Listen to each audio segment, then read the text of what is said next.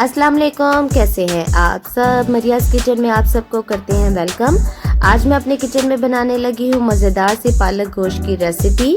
चलें जी recipe start करते हैं। यहाँ पे मैंने तकरीबन 2 किलो पालक ली है, जिसे मैंने बहुत अच्छे से पहले बारीक काटा है और उसके बाद बहुत अच्छे से धो लिया है। 1 किलो मैंने यहाँ पे बीफ लिया है, उसे मैंने नमक वाले पानी में उबाला है और दूसरी साइड पे मेरी जो पालक है वो उबल रही है। और जब ये बिल्कुल नरम हो जाएगी और मैं इसका पानी जो है वो बहुत अच्छे से उतार लूँगी।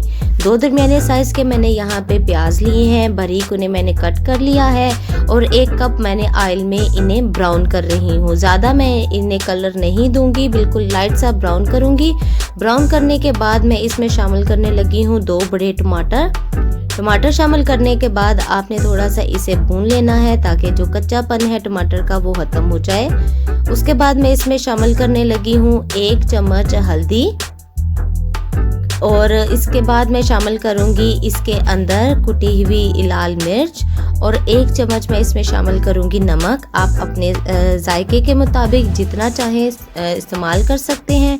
इसके बाद मैं थोड़ा सा अपना मसाला भून लूँगी। इसके बाद मैंने शामिल करना है इसके अंदर उबला हुआ बीफ और मसाले को मैंने भूनते जाना है जब तक आपका जो मसाला है वो ऑयल ना छोड़ दे।